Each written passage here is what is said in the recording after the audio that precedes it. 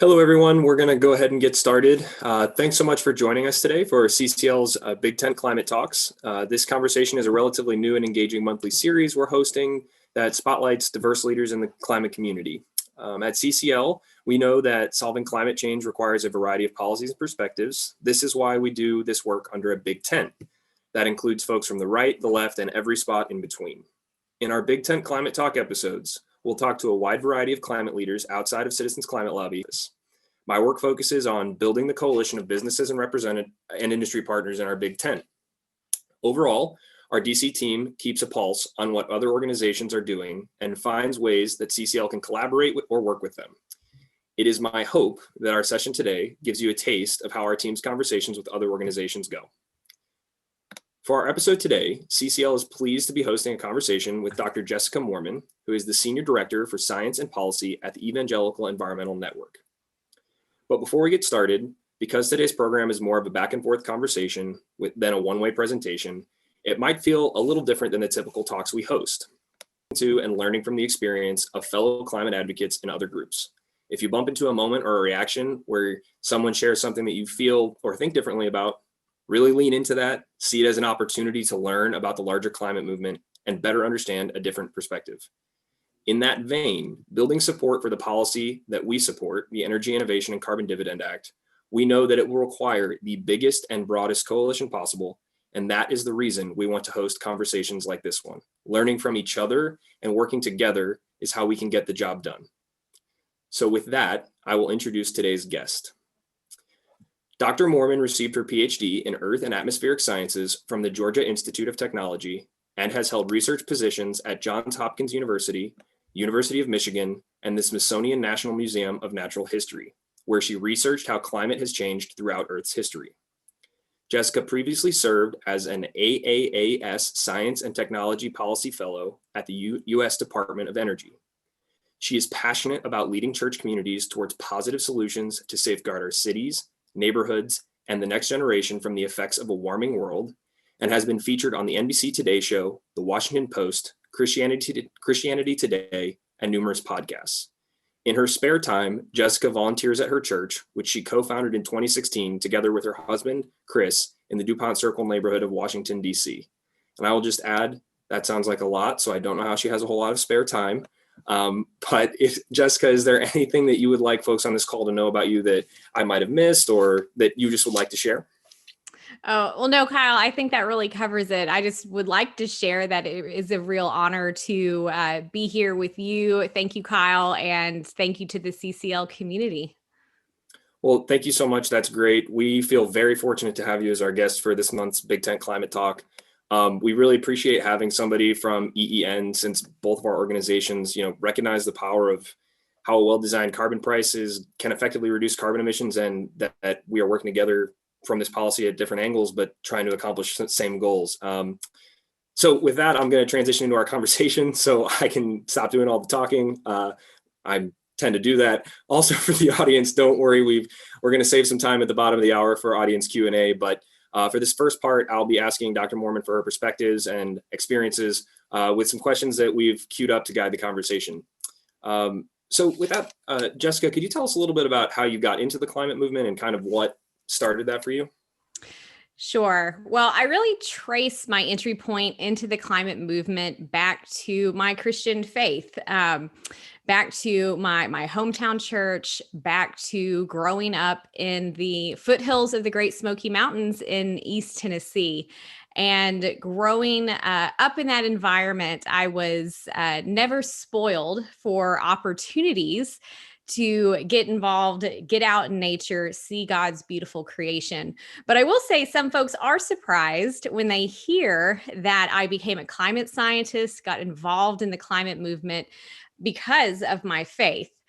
I'm hoping that as time goes on, that becomes less and less surprising. That is really one of my passions and my missions of that being seen working on climate action, being in the climate movement, and being a Christian as being fully compatible. But it still surprises people sometimes. But as I said, growing up in East Tennessee, my father, he was a hunter. and he would never describe himself as an environmentalist, but he always said that hunters are among America's greatest conservationists, and really showed me that ethic of environmental stewardship. And then also growing up in my church, even though speaking on environmental stewardship wasn't a big emphasis there, one thing that was asking a big question in my youth group was, what is your calling from God? We're all called to follow Jesus, serve God, love our neighbors. But what was that special assignment, that special way that you were going to live that out? And I was so struck by that question, especially as a senior in high school, and looking at what I was going to study in college and just really asking God, how can I serve you and love my neighbor? And what was really surprising to me was I felt like he was leading me to do that through geology, through studying geology. And that was really confusing for me at that time. I'd always been fascinated by nature, fascinated by his creation, but I didn't know how I could serve him and love others through geology. And also, I was a little worried, can I even be a Christian and a scientist? And so I found myself sharing this struggle and this uncertainty with a youth leader in my church. And he patiently listened to me. And at the end, he said, Jessica, don't you know that I'm a geologist? And my jaw just hit the floor. I had no idea. I didn't know there was a scientist in our church community, let alone a geologist. But God put that right person in my path to show me that I could trust and be obedient to that calling that God was putting on my heart. And so whenever it came to go off to college, I took the plunge, became a geology major, still didn't know what that connection was between serving God and loving others through geology. But I didn't have to wait very long. In one of my freshman geology classes, we had a section on climate change, and specifically, how do we study climate, what climate was like in the past using the rock record. And it was in that moment that in science class that Jesus's greatest commandment to his followers, to love God, to love your neighbor as yourself, that really hit home. And I saw the connection between climate change, studying climate science, and that the most vulnerable and overlooked in society are impacted first and worst by climate change and are the least responsible. And that just struck me as so unfair. And it really then set that trajectory that where it all clicked together, that through climate science, by joining the climate movement, I could live out that core tenet of my Christian faith and also serve others and love my neighbors as myself. And that set the trajectory for me to become a climate scientist, and my passion with helping spread that perspective amongst the Christian community. And that's really, really guided my engagement then to come on board with the Evangelical Environmental Network. And so that was my entry point into it all. Well, thanks so much for sharing that. And I think what strikes me about your story is that regardless of your faith, we can all understand, regardless of our faith individually, we can all appreciate that climate change does affect everyone to some degree. And it is about how we are caring for one another and coming together as a community to solve this crisis. And so I just, that's really what strikes me from your story. So, in that vein, and having come on board at EEN and doing this important work, what projects and areas of focus does EEN work on? And maybe there's one that you're specifically dedicated to, but also more broadly, the organization. Sure. So when it comes to our policy focus areas, we're grounded in and guided by scripture, but also informed by science. And so we're always asking the question, is the policy that we are working on, is it fair? Does it make sure that no one is left behind or comes out worse off? Is it just? Does it engage in restorative justice, righting the wrongs of the past? And does it avoid danger? Does it defend life? Does it follow the best available scientific and medical research of defending life? And that's where our engagement really kind of falls into three buckets of defending life, which looks like addressing climate change and also addressing harmful pollution, protecting God's creation, where we look at natural climate solutions and conservation, as well as creating family sustaining jobs in the clean energy economy with a focus on a just transition and on environmental justice to make sure that those new good paying jobs go to communities that have been historically left out of the high wage energy economy. And so those are kind of the three buckets that we look at. But our vision at EEN is that every child have the hope and the expectation of a stable climate and a pollution-free world. And a lot of our work is centered on that defending life component. For us, we see creation care, acting on climate, reducing pollution truly as a matter of life. And we often focus on children's health specifically because what we found with our engagement, especially with engaging a community and an audience that has not been traditionally part of the climate movement, that a different message is needed. And what we found is most effective is when you make it hyper local, when you really help folks connect the dots between the things that they care most about and how climate, environmental degradation, pollution impacts those things. And so what we found is that children's health, caring for your children, caring for the well-being of your grandchildren really hits home and really resonates. And I can tell you that, especially as a climate scientist, I didn't fully appreciate the harms of air pollution itself until I joined EEN and really until I became a mother myself. Because even though we can't see it, air pollution is not a problem of the past. It's still a problem of the here and now. What medical research shows is that 200,000 Americans each year die early from unhealthy air. And that number has really been put in perspective with the COVID-19 pandemic and the numbers of deaths that we're seeing now.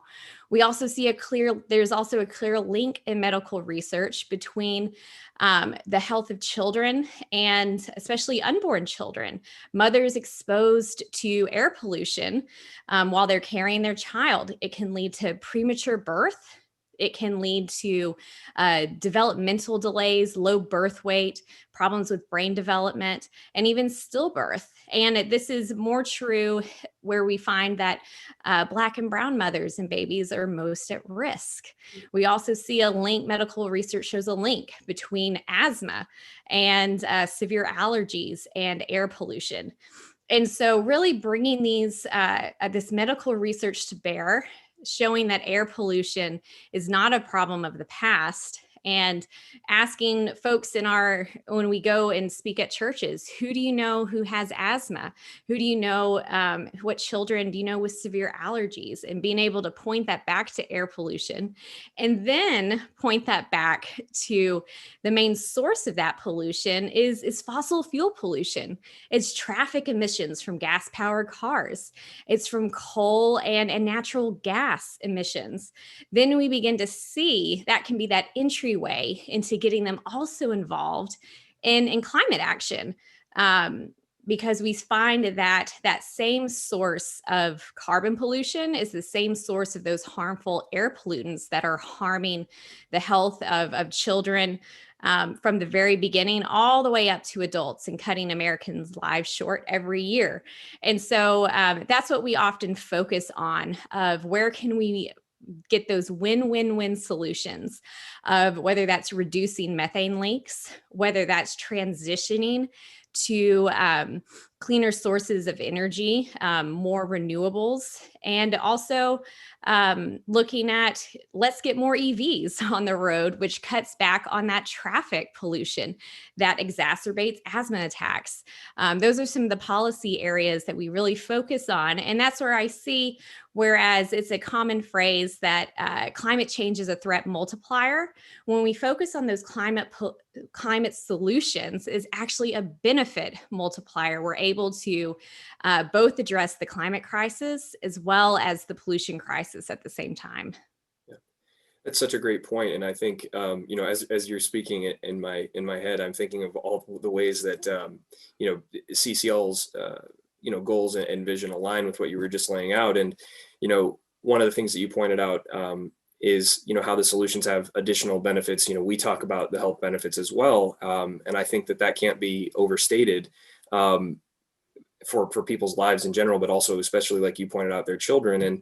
And additionally, I think one of the things that we focus on as well is, making sure that whatever economic transition has to happen, that people aren't left behind, because we know that if, for example, a price is regressive, that the people that were already the most impacted are going to be left further behind, and we have to ensure that doesn't happen. So it's fascinating to hear you talk about EEN's work, because I think that we're just aligned in a lot of ways. And so speaking of that, we've identified places where we're aligned, but what are some things that people assume about, you or EEN, and the work that EEN does that maybe aren't actually true, and how do you handle that? Sure. Well, I'll answer this from two angles. I think we get two misconceptions that I've encountered myself, as well as that we often encounter at EEN. First, it's the assumption that evangelicals don't care about climate, don't care about environmental stewardship. And, I'll be the first to admit that there's some good reasons for that assumption. But one thing I do want to point out is that I think that the 3 million evangelicals who've engaged with us at EEN to take action on climate solutions to reduce pollution really helps prove that that misconception simply isn't true for all evangelicals. The other assumption that I commonly encounter that isn't true is that many evangelical Christians, on the flip side, feel that evangelicals shouldn't care about climate and the environment. And but the truth is that being good environmental stewards and caring for God's creation is actually not a radical new idea, but it's core to our Christian faith and our Christian witness. And one thing I like to point out is that call to be good environmental stewards is found throughout Scripture, from the very first book of the Bible to the very last, and all throughout the Old Testament as well as the New Testament. And not only is it found in Scripture, but we also see really clear examples in church history of Christians living out that call to be good environmental stewards that the Bible calls us to be. Examples from early church history. I love to point towards the Orthodox Ethiopian church, which has been in existence since the 4th century.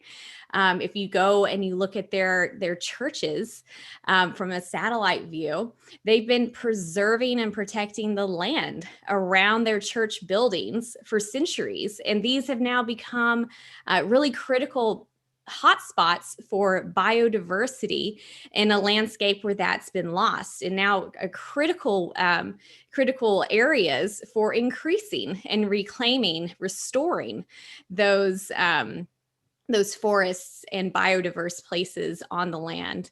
We can look to more recent church history and American church history, whether that's the Puritans who put in place different local policies to protect the common lands and preserve them for the next generation, to even finding roots in the Presbyterian Church of guiding some of the foundations of the Department of Interior and how that got set up. We can find key theologians speaking about environmental stewardship as being key to the Christian faith, including John Calvin, John Wesley, who started the Methodist Church, even Billy Graham. And so that's what I really like to point out to other Christians who feel like it doesn't fit with our identity to be environmental stewards, to care about climate change. I like to point out not only that the strong scriptural basis, but the strong church history basis. And it's one of my passions and one of Ian's passions to break down that misconception and really help Christians rediscover and reclaim that biblical mandate that we have to be good stewards of all that God has made. That's terrific. And the historical context, I just personally like history, so the historical context is fascinating. And I have to say, I wasn't aware of the 3 million number that you said of that have engaged with EEN, and that's a really impressive number. So I just wanted to plug that. That's really terrific. That said, what is EEN doing, today or this week or this month for Earth Week to kind of push the narrative on your work? Yeah, so Earth Week is a great week to engage, just as I know that you at CCL have found as well. And one of the key opportunities that we like to leverage from Earth Week, and we often call it Creation Care Week, but using this as a point of opportunity for our members who are actively engaged to leverage their own social connections, social networks, to get them talking about creation care. And again, rediscovering that call to us by God to be good stewards, good environmental stewards. And so one of the opportunities that we're taking advantage of to help our active members gather others in their church, in their families, in their communities, recognizing them as the best messengers to their families and friends, is we are putting on a film festival, a film series, actually starting next week, not to free up the schedule, since Earth Week is a busy, busy week, and just having this opportunity where they can invite their friends and family to view a film about climate change, about environmental stewardship, and have conversations. So really creating those conversation starters. We also host a book club series annually through different quarters. And so are always looking for those different opportunities to help our members start that critical conversation that they may feel hesitant to have, but providing those opportunities are really great. And I know that CCL just does a great job of that as well, of empowering all of us. You don't have to be a climate scientist to share the word about climate change, that you as yourself is the best messenger to reach your family and your friends.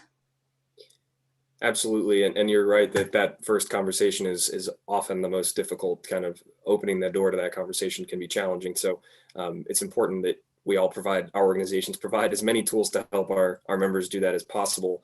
That said, what are some of your thoughts on how CCL and EEN can best be in the climate change movement together, or what are some ways that you think CCL could be most helpful in EEN's efforts? Absolutely. Well, I have to say, I'm a huge fan of CCL, and I'm a huge fan of your ethos and your commitment of starting from a place of mutual respect and finding those common values with whoever you're speaking with. And I always say, you rarely change anyone's mind on any topic in a conversation if you start with a poke in the eye. And CCL, you all are so good at really finding that common ground, starting from that place of respect. And that really fits with what we strive to do at EEN as well. And especially to bring those who aren't traditionally seen as part of the climate movement into the fold, into that big tent of reaching out to conservatives, reaching out to other people of faith, and really helping them see those, connect those dots between what they value and the urgency of acting on climate, and then providing those tools, resources, and opportunities to get engaged and feel like you have agency in it all. And that's where I see that CCL has been so effective at and so important in the climate movement, and something that would love to continue to engage with you all on doing that as well. And I think our groups also both really value bipartisanship and nonpartisanship. And I can just tell you, I'm working towards that day when climate solutions and acting on climate is seen as a nonpartisan issue, where it's an issue that all Americans, no matter your political ideology, see as central to making sure that we have that better future that our children deserve. And so Ian, and that's one of our missions to do. And I know that CCL is so effective at doing that as well. And so, yeah, just really thrilled to continue to work with you all on bringing more folks into the fold. Yeah, and I know I speak for the organization when I say we couldn't agree more that, the Big Tent is the way that we get to that nonpartisan definition of climate change, where we can acknowledge that it is a problem for everyone, regardless of party affiliation or belief, and that we need to work together to address it. And that's why I'm so glad that you could be here today, because that's the goal here. And so, kind of dialing it in a little bit more to carbon pricing, if you will. Jessica, what are EEN's thoughts on putting a rising price on carbon emissions and having a vehicle to return the revenue to households, such as a dividend? And if EEN had its druthers, what would be the ideal or preferred way of designing an ambitious, effective climate policy? Yeah, well, we at EEN, we recognize that there's no silver bullet policy for climate solutions, but when you're looking at what tools are available in the toolbox, putting a price on carbon, and especially with returning dividends back to American households, it's hard to find a more powerful tool in the toolbox. And so I know that I'm preaching to the choir here. So I'll just share some of the reasons why we at EEN really see that as one of the most effective tools in our climate toolbox, and why we support a carbon fee and dividend scheme. And first, it's that it does defend life. It avoids danger. It reduces carbon emissions at an economy-wide scale, which is really important. Not just taking a sector by sector approach, but a tool for reaching the whole economy and that whole pie of carbon emissions. That also effectively advances clean energy innovation and a transition to a clean energy future and economy, all while also reducing those harmful air pollutant levels that are needed not only to avoid a dangerous climate change, but also to preserve the health of our children and of all of Americans. And the other reason why we really love it is it's both socially responsible as well as it's fiscally responsible. With the dividend back to households, it ensures that low income, middle class Americans don't bear that undue burden of shouldering the work of creating that clean energy future, especially working class families who've already been really hard hit by the pandemic. It's socially responsible also because it corrects that market failure where it's everyday people who do bear the cost of whether that's the health or environmental costs of carbon pollution. And so it puts it's socially responsible, putting that cost back where it belongs at the polluter level. And we see it as fiscally responsible by raising revenues, by, again, essentially creating a user fee that if you choose to pollute, especially when there's so many other alternatives out there now for low emitting, zero emitting energy, transportation, you have it. There should be a cost and a fee to do that. And so, but most importantly, we really support it because it makes sure that everyday Americans aren't shouldering that cost as we transition to that clean energy future. And I'd say for us, our ideal proposal would look like full dividends going back to low income, middle class Americans. But then for those who are already well off, reserving those revenues to invest in the deployment of clean energy infrastructure. That's kind of our ideal proposal. But protecting the poor and middle class from those cost increases of creating that clean energy future that our children deserve, that is our top priority. And that's why we just are so thankful for CCL's work of putting that at the center of making sure that those dividends go back to American households. And you're right, you're preaching to the choir there. I almost felt like I needed to stop nodding so much throughout as you made the case, for which I couldn't have made better myself. It's imperative that the solution ensures, again, that the solution ensures that those that are already kind of struggling aren't left further behind. So I've really enjoyed our conversation, and I'd love to keep asking you questions, but I'm going to pivot to our audience Q&A now. I have a few questions here that I'm going to jump into. So Jessica, the first one is, what are your thoughts on Laudato Si, on our care for our common home, the Pope Francis's second encyclical, and what do you see as the intersection between Catholics and evangelicals based on that writing? There is such a strong intersection between evangelicals and Catholics, and I really applaud Pope Francis for putting that forward, Laudato Si, as one of his, if not the first, one of the first encyclicals that he wrote coming into the position of the head of the Catholic Church. It lays out that case for us to be good environmental stewards, for us to act on climate change, and climate change as a moral imperative, lays out that case so well. And I have to say that it made our job easier. And so I really, really appreciate that, of, again, bringing that moral argument to mainstream media and conversations at such a high level, coming from someone as influential as Pope Francis.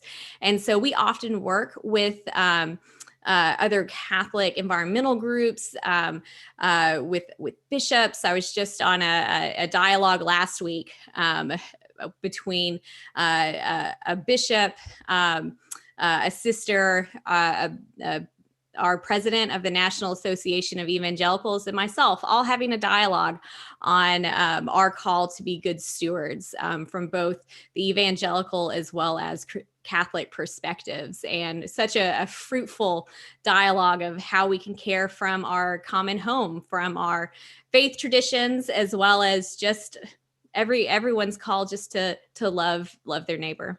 It sounds like a kind of a faith community coalition that's able to come together and have that conversation, and that's phenomenal. So speaking of EEN and kind of its structure and what it looks like, does EEN have a local chapter structure, or congregational chapters? And then further than that, what is like the age group demographic for EEN and the typical member look like? Sure. So we have, in terms of age, at EEN, we typically engage with adult evangelicals, 30s and up. We have our sister organization, Young Evangelicals for Climate Action, who really focus on evangelical youth, college students, and the under 30s. And so we work closely together between EEN and Young Evangelicals for Climate Action. So really all ages can get involved. In terms of what it looks like to get involved, we have right now several training programs of training up those local champions in our churches. So YECA has a Climate Fellows program training up evangelicals on college campuses to reach their campus for climate action. At EEN, we have our Partners program, which is training church members to reach out to their church congregation and get them engaged in climate action and creation care. And while with the vision of eventually leading up to regional hubs and local chapters as well as denominational chapters. And so that's something that we are actively building and really excited about. CCL can appreciate the effort that goes into, chapter building and how much resource and help you want to provide to make sure that they're successful. You want to do your best to help your members and volunteers be successful. So we can certainly appreciate the effort and time that goes into that. So speaking from, outreach to other evangelicals, it's clear that we all know that trusted messengers are critical in any conversation about an issue, but even particularly in the climate space. How does someone that is, a random non-evangelical kind of agnostic activist help with EEN's outreach effort, though? How might they start a conversation in this context? Absolutely. I think it's always great to point out examples, whether that's individuals or groups, who share that ethic of or faith tradition with whoever you're speaking with. So for evangelicals, please do name drop the Evangelical Environmental Network or Young Evangelicals for Climate Action. Catherine Hayhoe, of course, is a wonderful person to mention in those conversations. Name drop Billy Graham. You can find some great quotes from him on environmental stewardship and creation care. And so I think it's a great way. Well, one, share your own personal story to begin with and find that common value. And again, I know at CCL, that is something that you really drive home and help train people in doing. But then, start pointing them towards those people and those organizations that may have that message that really resonates with them. And I suggest that for all either faith traditions or other kind of affinities and areas of common interest. If it's skiing, point towards some skiers who have really made that case, and so on and so forth. Yeah, I think that your point about sharing a personal story, I think the human element is so important in all of these conversations. Even in some of the work I do with the kind of more business coalition side, it's still the stories about people that matter to a member of Congress or their staff, right? They want to hear how their constituents are impacted. And so it's the same, no matter what context it's in. The human element is just incredibly important. Another question we have that's kind of in that vein is, how would you recommend engaging in the message of creation care, or even more specifically about solutions like the Energy Innovation Act, to those that maybe don't believe in the importance of climate action, something along those lines?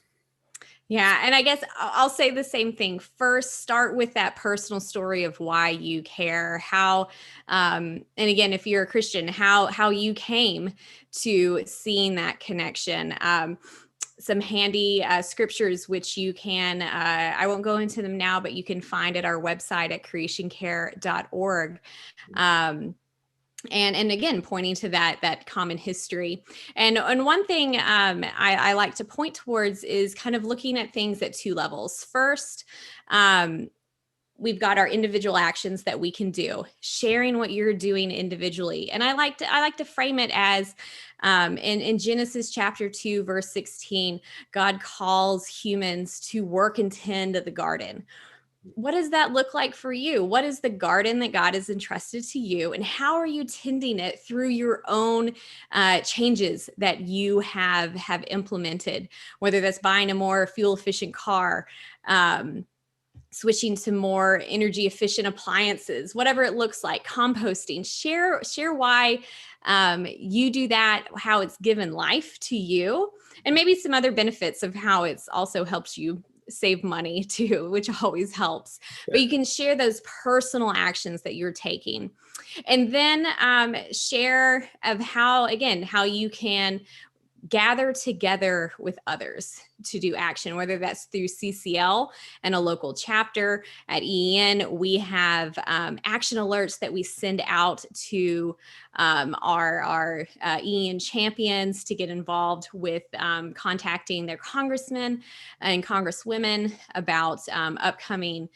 bills, and helping them see how the things that they already care about, whether that's family, their family, whether that is their local community, whether there's a particular mission field that God has really inspired them to serve in, help them draw that connection between how climate impacts that and how climate solutions help them become more effective at whatever that mission or ministry or person, place that God's put on their heart, how that helps them become more effective by taking the dangers of climate change into account, and how climate solutions help make them more effective at that mission.